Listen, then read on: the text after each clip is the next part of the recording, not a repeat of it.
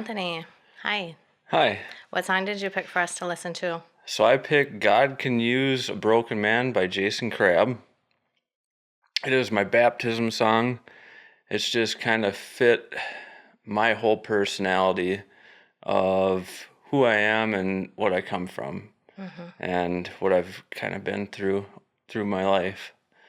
Life hasn't been easy, and trying to make it easier every day. Hmm. So you felt like a broken man, and that drew you closer to God because He is like, He I can still love you. Exactly. He can love you no matter what, and um, it's true. He can fix a broken man because I was broken for many years, and always searching for a way out of what I was doing. And for years, it didn't seem like I could find that way out, and until I wanted it. Like I wanted it for a long time, but I didn't know how. Hmm.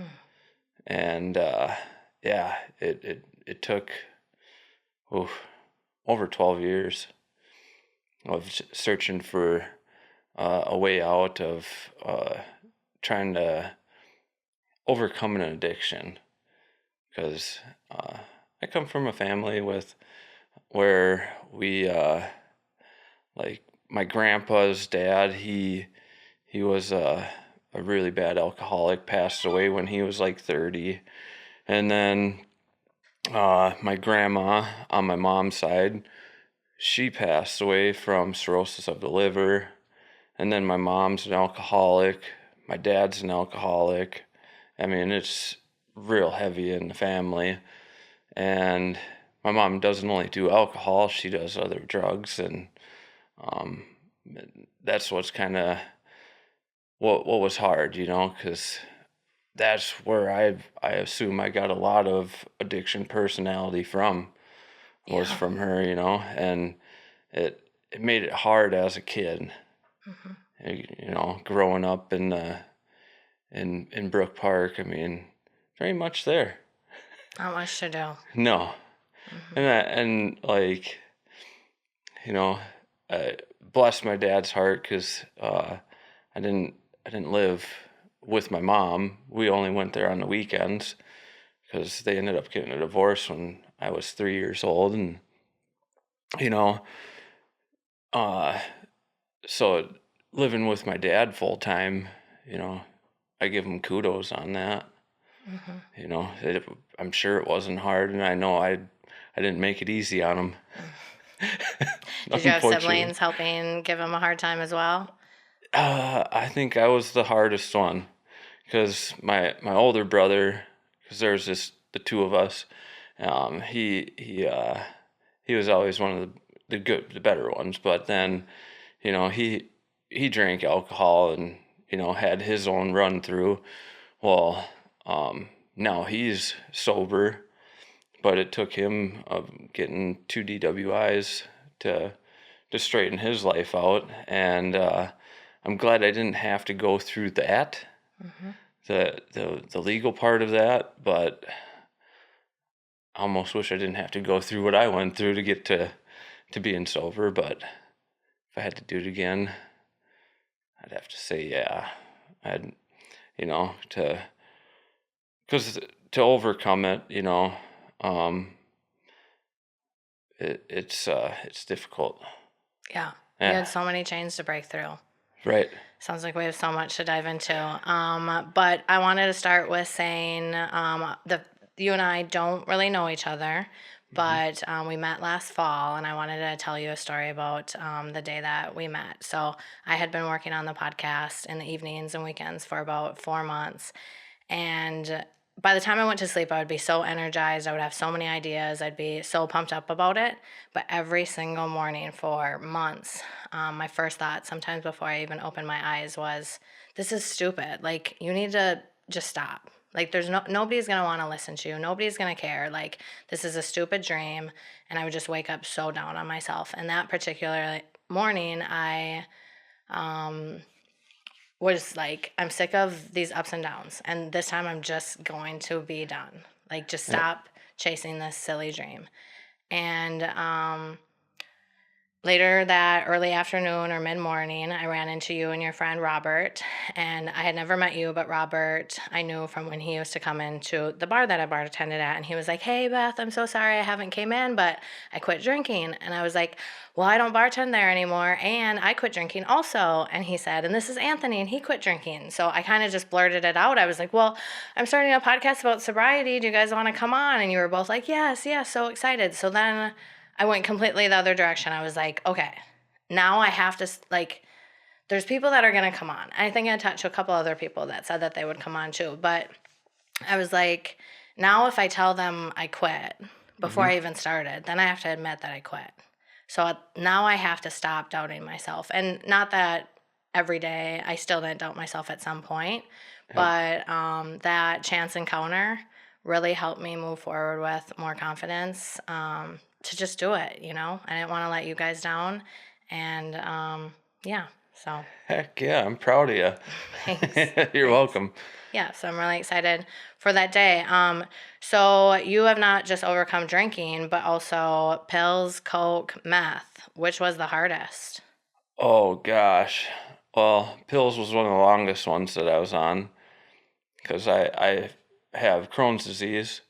So I went through a couple surgeries, real young age. How old? I was 20, and it was back-to-back years. So then, when I was 20, my grandpa passed away. Had my first surgery, and then my second surgery, I had exactly a year to the day.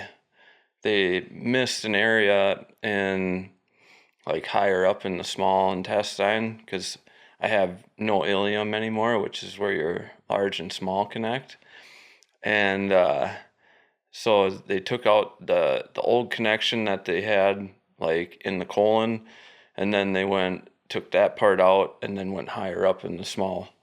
And they said it was really bad. And like I was addicted to pills before that, but that made it really bad. Well, then um, I ended up through the years when I was really young. Uh, I was probably 15, 16 years old.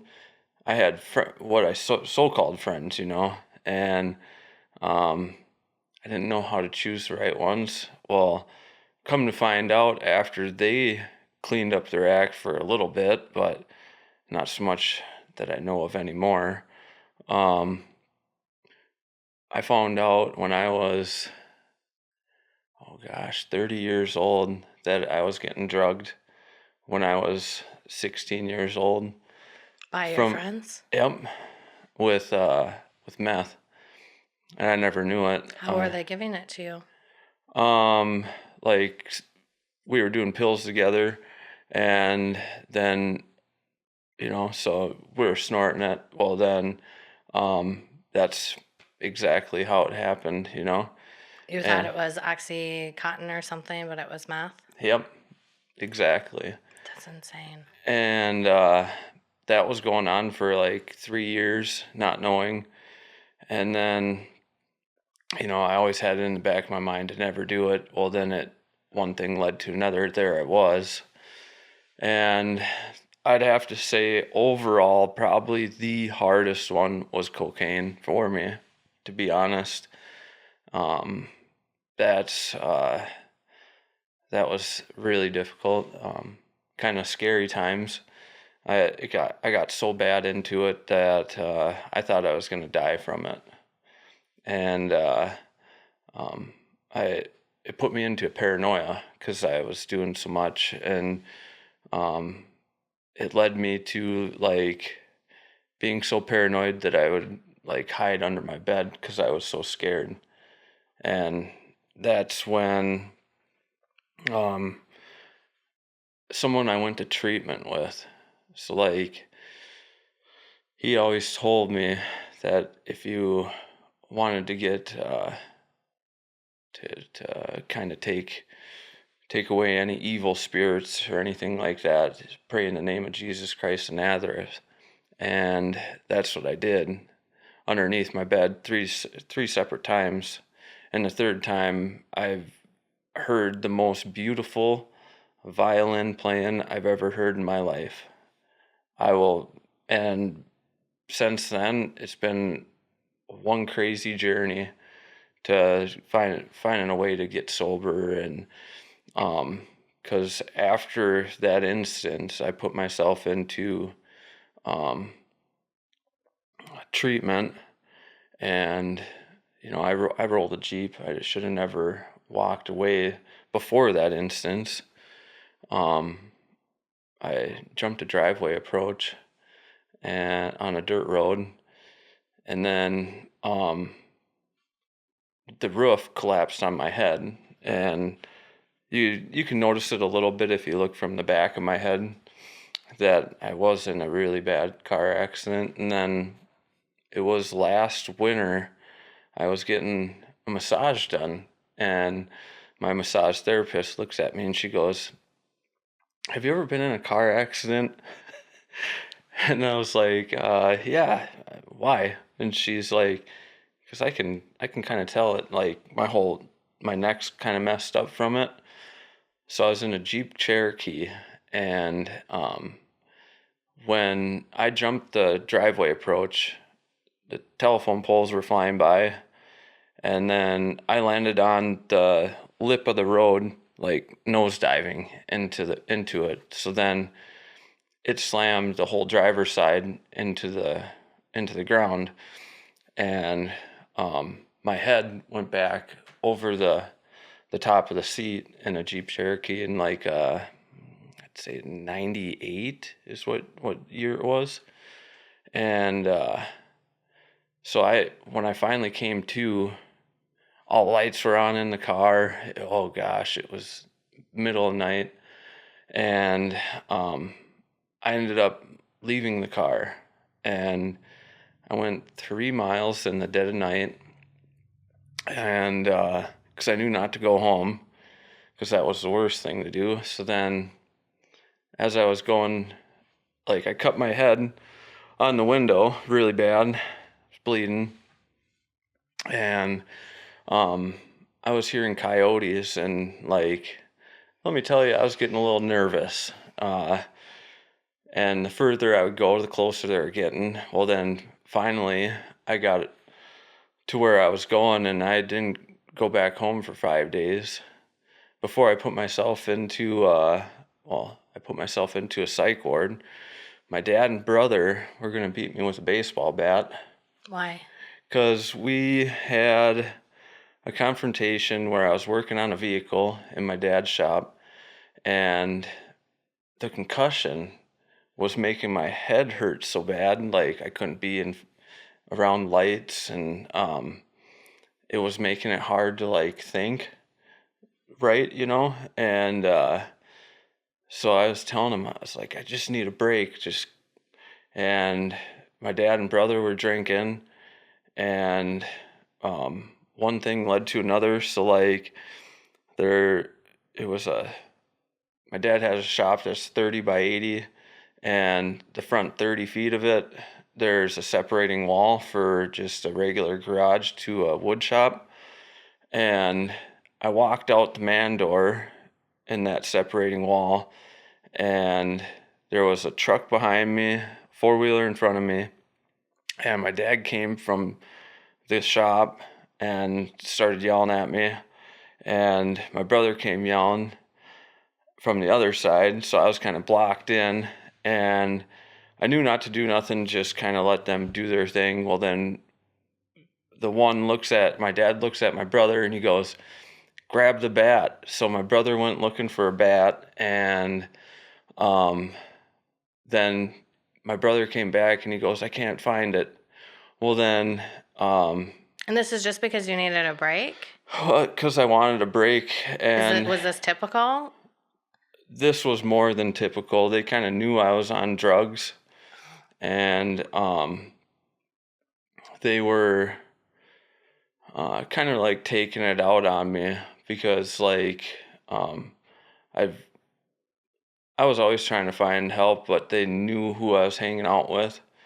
So I mean, I don't blame them sometimes for what they did, But then I remember looking at my brother and saying, well, if this is what you guys want to do, why don't you call the cops then? So then they called the cops, and they split us apart when they got there, and my they asked me, like what was going on, told them the whole story, and I told them about the accident and that I wanted to, get my head checked out.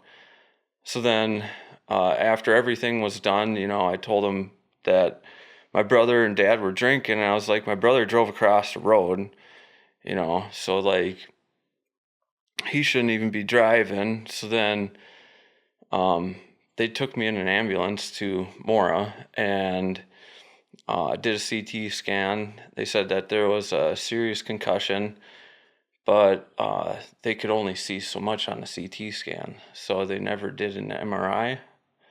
And after that, I went back home, and then that's when the next day I got kicked out of the house by my dad. And How old were you?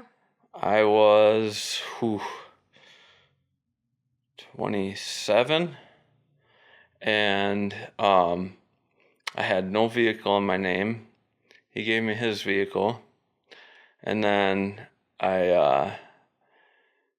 so I didn't have no insurance, vehicle not in my name, and something told me just to go north. So I started driving down the freeway, and I got to, where was it? Moose Lake at Quick Trip, and got some food, and then I went from there to Cloquet, and then I didn't know what to do. A lady bought me a water and a sandwich from Quick Trip there.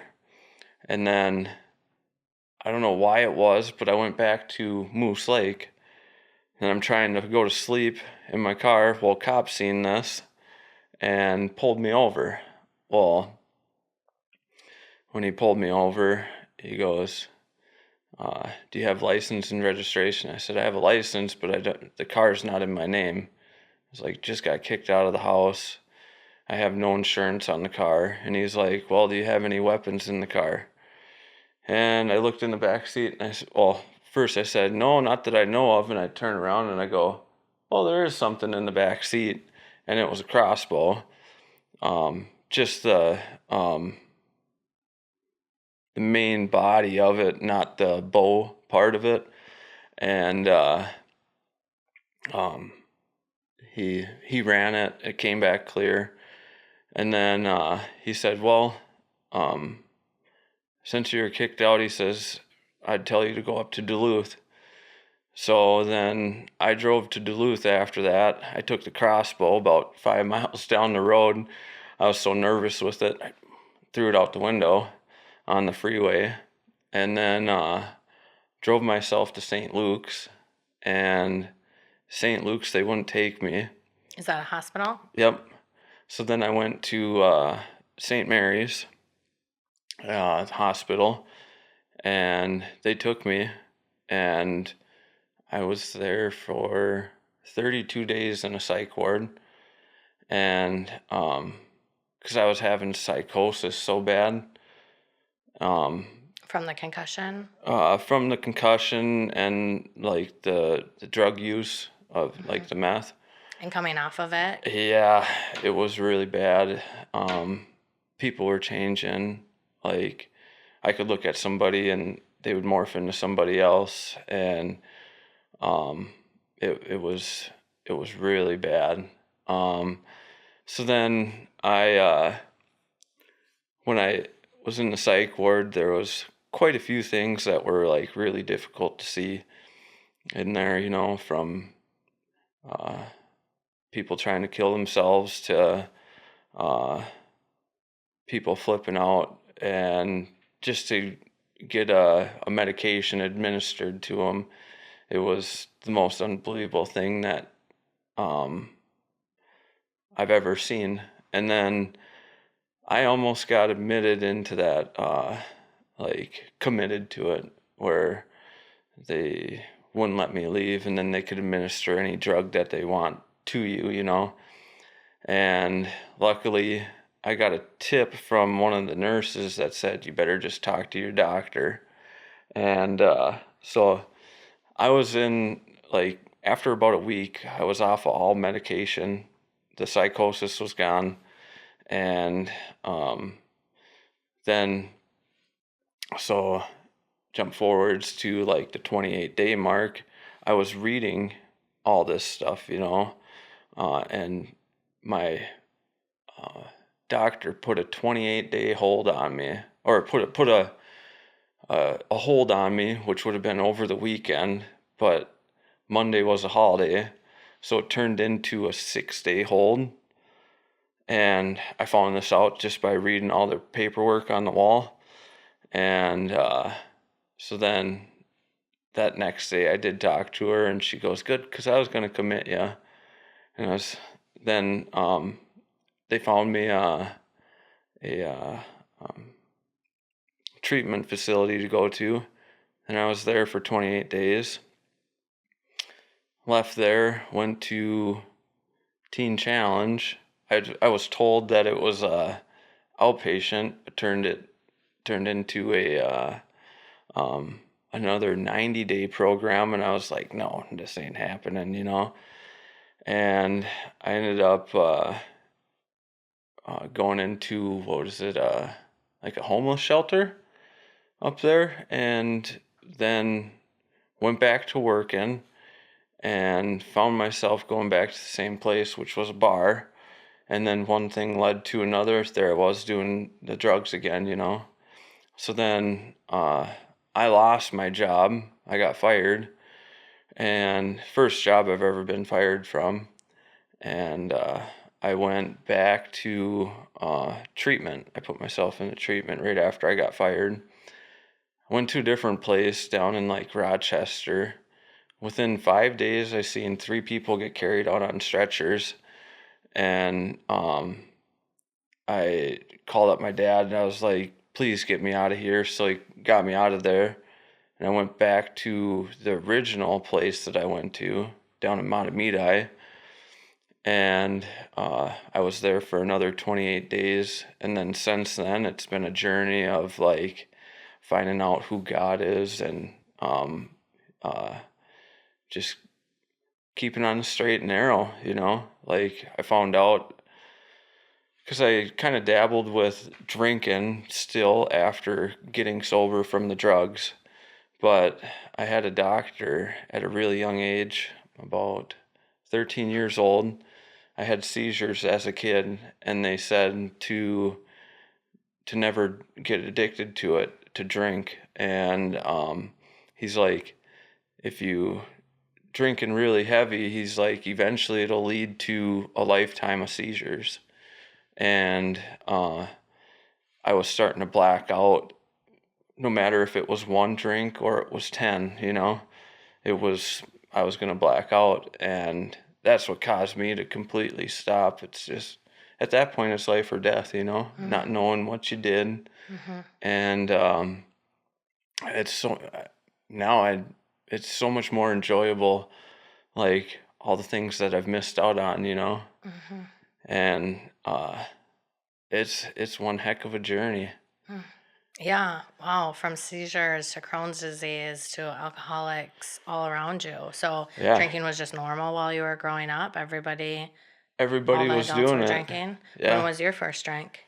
Oh gosh, I think I was about 15 years old.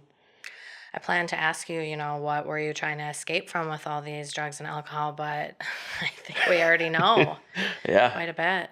I was trying to escape the addiction, like, oh my gosh, for, man, I think I was, from the time I was 18 to now, or I'd say when I was like 25, from 18 to 25, I was trying to stop like really hard. After the 2 surgeries, it I I just wanted to stop in the worst way, you know. So then I finally did. Well, then I was still like smoking pot, and it didn't work for me, you know. And Because pot would lead to other things. yeah, for me it would, and that was the unfortunate thing. Like, it was a gateway for me, Mm-hmm. and you know, I never quite left talking to that group of people that I thought was friends. Mm-hmm. And so then, um, like, before the whole jumping the Jeep in the road, oh gosh, I was sober for like 8 months, and then I don't know what it was. Well, it was. Have you ever heard of the saying, like, keep doing the same thing over and expecting a different outcome, which is considered insanity? Mm-hmm. Yeah, I was just going to a bar. After 8 months of not going to a bar, Mm-hmm. you're like, okay, I can do it. Yeah, and then it turned into I was going there every week, and then it started from one drink, and I'd just go there after a long day of work, have one drink, go home, Mm-hmm. and yep, one thing led to another. It was within like 4 months, there I was, a full blown drinking again, you know. Yeah. Again, so the timeline was sober for 8 months and then drinking a lot and then hurt yourself in the accident. And that's when your dad and brother are like, they want to beat you, like, because they want to knock some sense into you. Yeah, That's why they basically. wanted, okay. Just wanted to clear up why they wanted to beat you Yeah, because they care about you. yeah, oh yeah.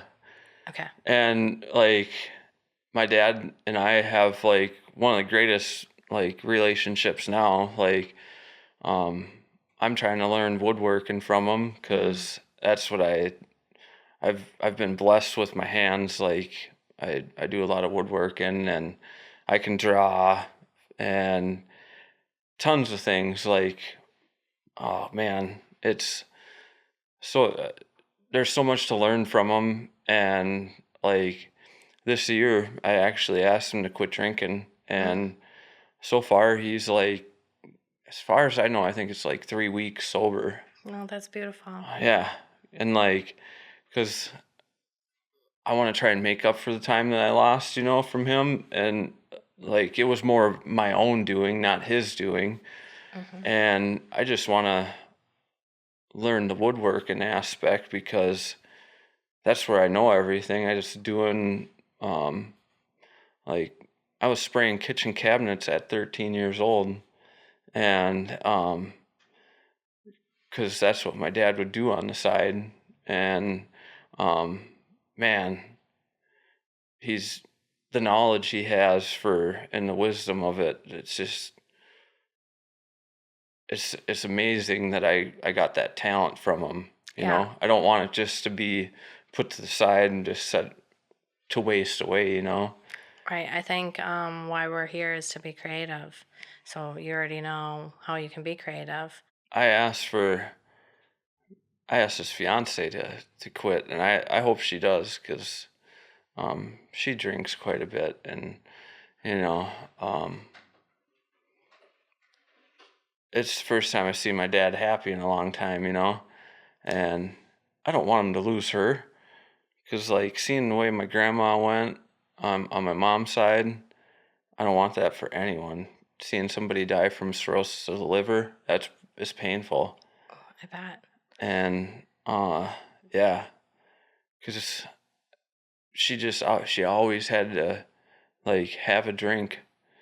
Like, her thing was wine, you know? Mm-hmm. And, I don't want that same thing for my dad's fiance. Yeah. So I think that you have to replace an addiction with something. And for you, it sounds like you had support through the treatment centers, but also religion maybe replaced it. Yep, What do you think can replace it for your dad so he can keep going? Because, you have to fill that hole, that right. empty hole. So, like, for me, what it took was writing down every morning for, oh gosh, I think it was like 8 months solid. I was writing down 5 things I was thankful for and 5 things I was grateful for every morning. And then it's like trying to fill them gaps in the day where you're trying to figure out what to do, is filling in the gaps with something that's productive. And for like me now, it's like where I find myself most apt to, if I was gonna fall, would be in the winter because, being laid off. But what I've been doing for the last 2 years is doing woodworking projects. And as long as I can keep my mind doing projects, it helps out so much, like big time. And so like that's all I can say for him is like just keep a project going. Like even though I know he doesn't want to, he's done so much woodworking. He did it since he was, oh gosh, I think the time he was 12 or 13, he was working in my grandpa's wood shop. And he said to me, he's like, once you do it for a living, he says, you're going to hate it. And I don't know, I love it. Because it's like sometimes the wood speaks to you, and that's, so like what I do is I pick 1 or 2 things that I'm going to work on in the winter. Like first it started off with making a bed, then it turned into making a TV stand. Now I got a whole idea of making a kitchen table, and kind of been running some ideas. Like I still don't know what I'm going to do with that yet, but my dad told me just the other day, he goes, he says, you're going to bite off more than you can chew. But I always keep telling myself, well, I don't know, you can't do it if you don't do it, So just keep trying. Yeah, and every piece is so different. That helps keep it so fun and interesting, I'm sure. Right? And your brother isn't drinking anymore either? He's not. He, oh gosh, he was drinking super heavy. I think I don't want to speak for him, but I will, because like he was drinking, oh gosh, like a case, like every day or every 2 days he was drinking a whole case. And like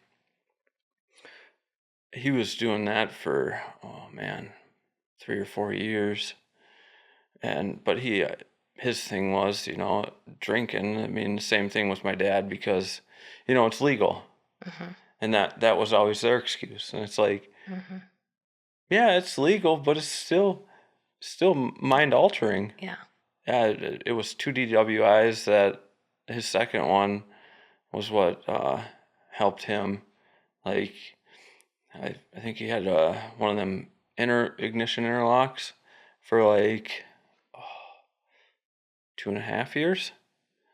So that basically made him be sober for 2 years, 2.5 years. And now he, as far as I know, he's been doing really good. And I talk to him at least once a week, and go and see the family. And yeah, I'm proud of him, because sometimes I was worried about him, that he wasn't gonna stop, and man,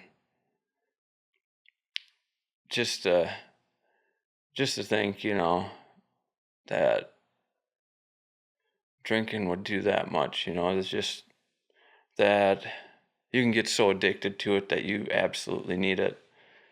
Physically. Yeah. And then when it gets to that bad, you can't stop. Like so my dad's brother, he got really bad. And from what I know,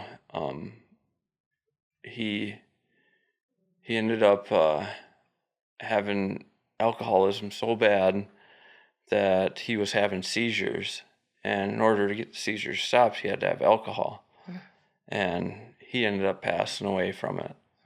And he was actually he was my favorite uncle. Like, gosh, seeing my dad and my uncle together when they would talk, oh man, some of the stories, Mhm. just miss that. Mhm. And um, only other thing I can tell my dad, man, is search for search for God. Always like what's helped me is like praying in the morning, praying every day, just randomly throughout the day. And I read the Bible every morning as much as I can if I have the time, or if I wake up late, then I usually do it in the afternoon. I try and find time where I can read, Mhm. and that has helped me out huge. Yeah, it's like once you truly believe in your soul that he loves you unconditionally and he can be your friend throughout the day, Yeah, then you have somebody there that has your back constantly. And you right. can tell anything to because you can't hide any of your thoughts from him. Because he knows everything, Yep. and that's the part that blows my mind. Mhm. Is how can there be someone out there that knows everything about you before you Mhm. were even born, already knows Mhm. everything you're gonna do? Mhm. It's just, And actually loves you anyways. yeah, Mhm. unconditionally. Mhm. And then, oh man, it's still hard to wrap my head around it? Mm. Mhm.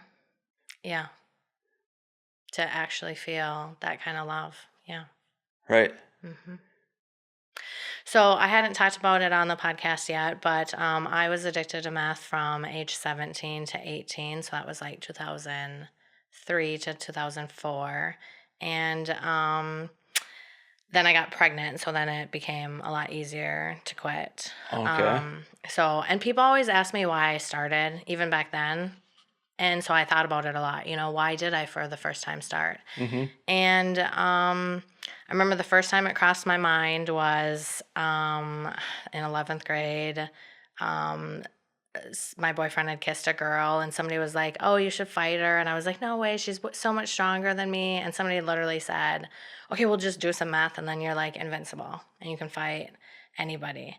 And I still didn't want to fight. So, I mean, that was just like a fleeting thought. But Yeah. then it was somebody said, "Well, you'll get skinny." And I was like, "Oh." And I remember now, or like now there's girls a couple years younger than me that like have told me, we did it because we saw how skinny you were and how good you looked. So, I mean, it's just so depressing at such a young age how you will do meth to get skinny, or I Right. did back then. So that is why I did it. But also, I mean, the other underlining thing too was I had been using cannabis for a couple years at that point, and I thought that it was so great. And I felt like the DARE officers had lied to me about cannabis. So I was like, Yeah. so they've lied about everything. So I think that misinformation was a big factor too of why I was like, well, if cannabis isn't so bad, then these other drugs probably aren't so bad. But getting pregnant and having the support from my parents is how I quit. I mean, it was still really hard for years. I could smell Okay. it, I could taste it in my mouth, but I think for me, having a family that supported me through anything was what made it easier for me than some people Yeah. have it. So. And another thing for me is like is getting away from the people. Mm, mhm, Like at one point I had to remove everybody mhm, and then slowly find out who your real friends are. And when it mhm. when it really comes down to it, man, you only have one or two real good friends. Yeah, it was a lonely pregnancy because I couldn't hang out with anybody. Yeah. They were all of my friends were still using meth. They all quit about a year or two later, and I always looked up to them so much because I had been praying to quit for 6 months. Like every single night, I just prayed, God, please don't let me do it tomorrow. I hate this feeling. I don't want to. I didn't even like the feeling that it gave me, but I have such an addictive personality, and I always want more. And I'm always like, whatever I do, I want more of it. And so he gave me the perfect reason, the perfect out to quit, and I quit instantly. But my friends quit for no reason. So that is what I'm searching for through these podcasts is to figure out how people quit before something horrible happens. Like you. Yeah. I mean, obviously a lot of trauma.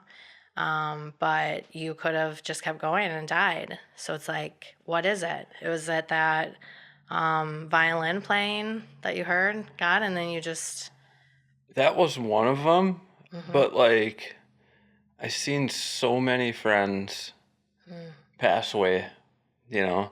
And like your uncle who you adored, and it's like Yeah, there was a place for you on this planet and right. you were robbed of it. Mhm. Like, boy, let's see. Just people I went to school with. I had one, two. So one passed away.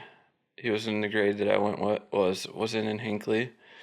And then my I had a good friend that passed away from drugs. He was my best friend in high school, or who I thought was. And then a couple people younger than me. And then the one that really shook me the most was Erica Kitchenmaster. She, I was good friends with her. She was like a sister. I knew her from a really young age. Like, shoot, we're in kindergarten together. I could talk to her literally about anything. And I found out the day, or when uh, how do I say it?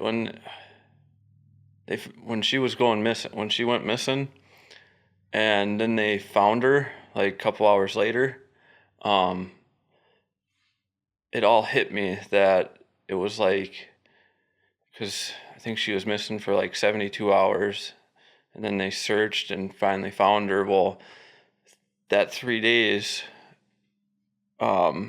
before that, she called me. I'm almost positive from two different phones to probably try and stop her or say she needed help. And, I didn't answer because it was like midnight, 1 o'clock in the morning, you know, and I didn't know whose phones they were. So I never answered the phone call. And then to find out she's gone. And that one really, that was like a year ago now, or a year and a half. And that just was difficult.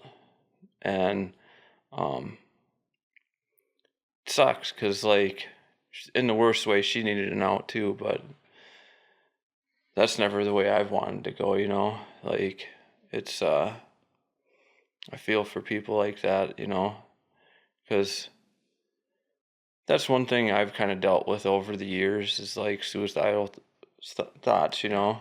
And um sometimes they're harder than others, but I always just keep telling myself, no, you can't. Like there's so much more to life to enjoy, whether it's from going fishing or, um, going out to hiking, just going seeing nature. It's, Nothing better than nature. yeah, Hmm. like just listening to the birds or, sitting out on a lakefront, just listening to the water. Oh gosh. Or Hmm. one of my favorite things to do is sit by a river and just hear the water flow. Hmm. Just that nice, calm, constant flow. It's just, I don't know what it is. Nothing like nature to keep you in the present moment. And That's there's right. nothing more important than being in the present moment, to find gratitude and meaning here. Exactly. And just always keep putting the things in your mind that for me is like there's always a greater purpose. There's Hmm. always a reason why you're here. Hmm. And um one thing that kind of blows my mind, I remember you asking me before the podcast if I had any kids. Well, I'm almost positive I have one. Never met him. And, quite frankly, I didn't want to meet him because I didn't want him to know who I was. Because I wasn't, with the drugs and the alcohol, I didn't want him to know that. Like, I want him to know me as a good person, not for all that stuff. Like everything aside, I want him to know who his dad really is, like what he can really be. And He'd be like 17 years old, and I've never met him. And But you're not positive? I'm positive. Oh. I'm His mom took him down to Arkansas, and um yeah, Well, you're proud of who you are now? I'm way proud of who I am. So you're ready to reach out to him? I would love to, if he would ever consider, like, wanting to know me and forgive me for things I've done, said, like, I would love to know him, and I'd love to spend time with him, but till that happens, I mean, that's been one of the hardest things over the years.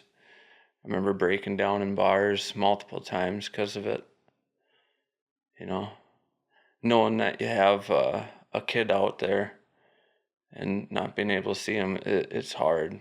Mm-hmm. And it's that'll drive a guy crazy, Mm-hmm. because I want kids in the worst way, you know. It's because that's like, God's created so many things, people, that if you ever get the chance to have kids, it's the greatest blessing you can ever have, and that I want that. I don't want to not have that. Mm-hmm. Um, just being able to teach them things that you learned and picked up through the years, I mean, that's the whole reason. That's the one main reasons why I always wanted to quit, was if I was to have kids, I wanted to be able to have um, my mind in the right place to where I could go through the hard times and not rely on some drug or some. External substance. Yeah, I wanted to be able to deal with it full on, just with everything God gives you, you know. Mm-hmm. And I just don't want to see my kids go through that or see me ever drinking. Mm-hmm. That's the main thing, I want them to see me for the good person I am. Yeah. Hmm. Is there anything you would change about your journey, or are you content with every part of it because it got you where you are right now? That is a big question. Is there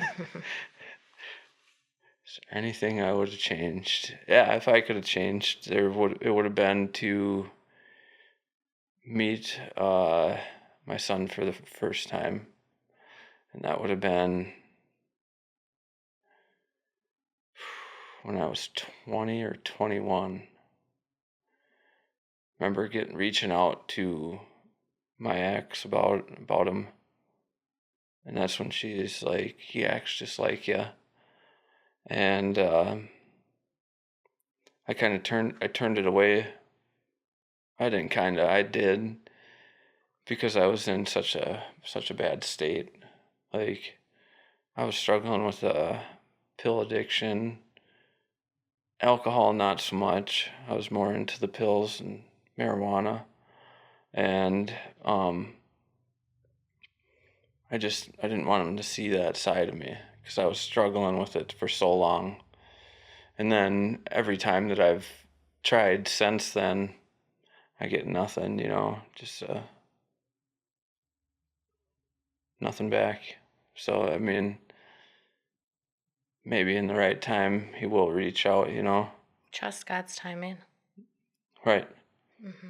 And that's all I can do is trust him, Mm-hmm. because like he said, like they say, his timing's perfect, you Mm-hmm. put the right people, the right things in your place at the right time. And who knows? Maybe right now is the right time. Mm-hmm. Is there anything that you used to believe about yourself that you now know isn't true?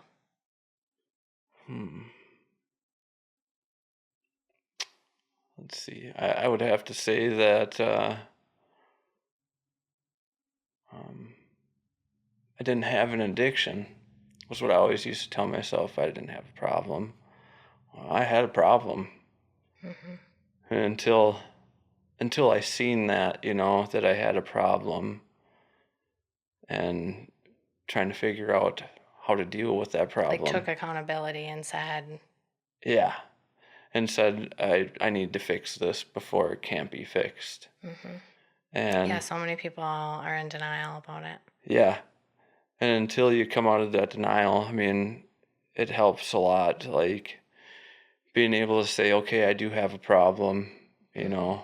and then finding the right resources, Mm-hmm. whether it's, well, for me, it was going to a hospital to get help, and then um, having counselors. I never really had like accountability buddies kind of things, Mm-hmm. but the one nice thing about why why I like the church that I go to, the Seventh-day Adventist out of Hinckley, is because a lot of the people there, or what I know of, are all sober. Mm-hmm. So in that sense, it makes it super easy Mm-hmm. to know that you got that ease of mind that these people are all true and, you know, to their word, that they ain't drinking, you know. It just, Well, they're but not going there's to a, push you, or they're not going to be like, it's not going to be like, hey, well, let's go out this weekend, and then like going into bad traps. It's just like a safety net to be around people who, don't exactly, drink. Yeah, and not judging anybody who does, because like, yeah, for 10 years, I said every day I wanted to quit drinking and I couldn't. So, like, I get it. I yeah, had scars all over my head. I fell all the time. I blacked out all the time. So, and then it was just making one small step at a time, like, okay, I'm not going right, to drink at home. Then I was only drinking when I was working, and then I got a different job, and then just slowly started less and less. right. Hmm. And that's the hard part is like, when you work at a place like at a bar, because I did as a cook, I mean, you're around drinking all the time. Hmm. And what do you do after you get off of work? Go have a drink, Hmm. you know? Yeah, like I couldn't handle people that didn't drink. I was like, who are they? What do they do with their time? Like it was Yeah, just so normal. right. Hmm. And man, and until you can fully remove yourself from those kind of people, nothing, I'm not saying there's anything wrong with them. It's just that you got to remove yourself to be able to see why you need to remove yourself, to better yourself. Because if you don't, I mean, it only gets worse, and it Hmm. gets much harder. Hmm. And that's how it was for me. I just, like you said, one's never enough, but a thousand's too many. Hmm. And because one was never enough. Hmm. You always wanted more, and um, that's the worst part about addiction. I never knew when to stop, and I got um, a friend that he drinks, but he can stop, and it's like I'm appalled by it because I never had that Yeah. impulse to be able to stop. Yeah. I've heard of one or two people like that in my life. They're like a unicorn.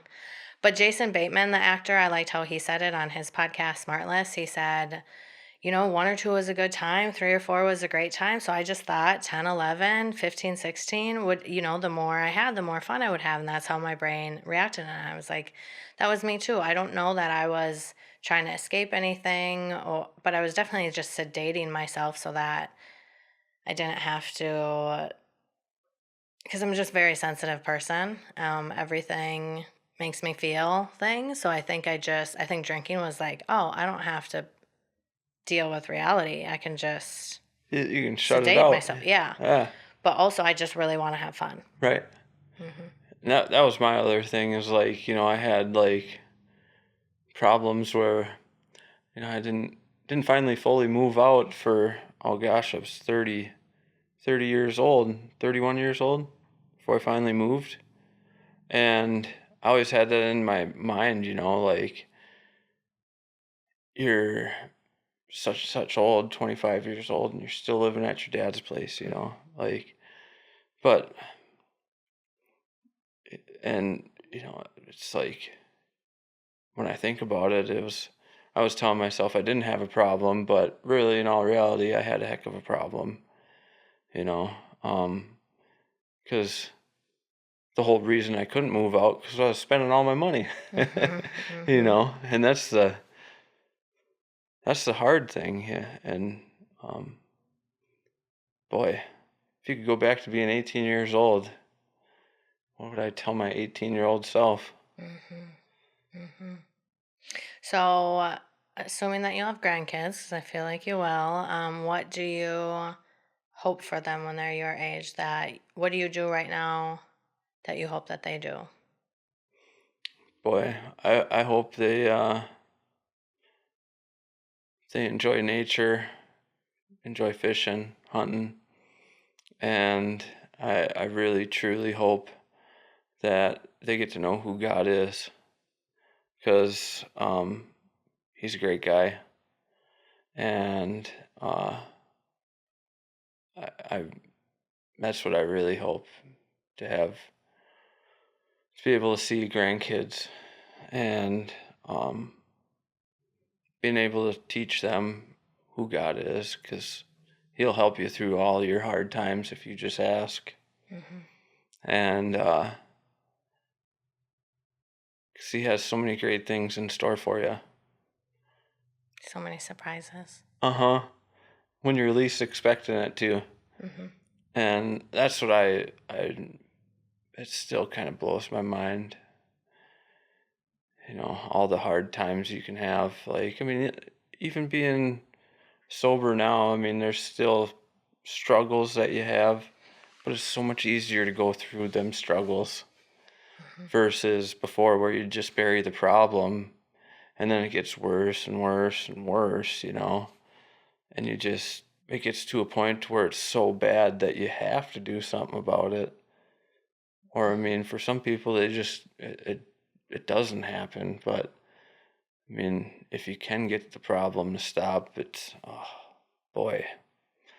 Like, I'm still trying to like last year, I I went to the North Shore, and um I went by myself, went on a walk to go see some falls, and uh, as I was walking, I did some praying before, and then I get to the falls, enjoy them, and it's like, man, I just want to enjoy this with somebody else, so that they can see the beauty in this too.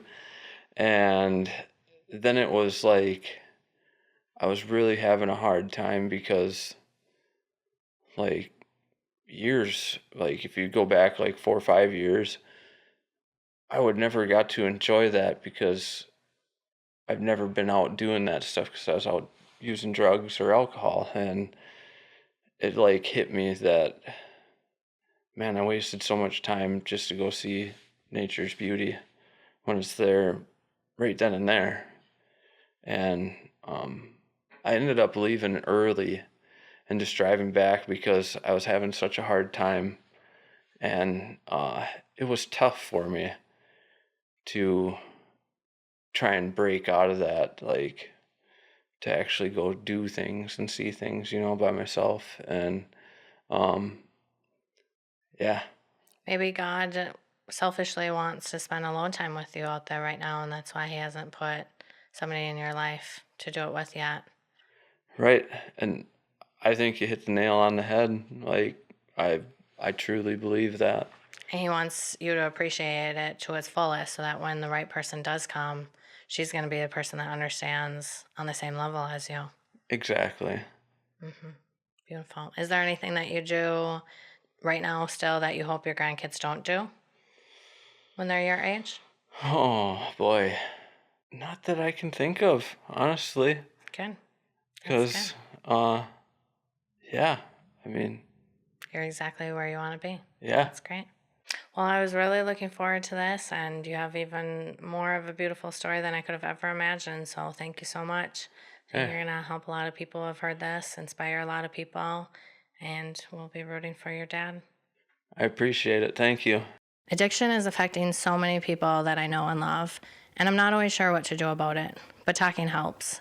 I want to hear your struggles and your triumphs. If you want to come on the show, please find the link below to our website to start the conversation of being a guest, or to give me feedback and ideas of what you want to hear on topics of spirituality, sobriety, and the self.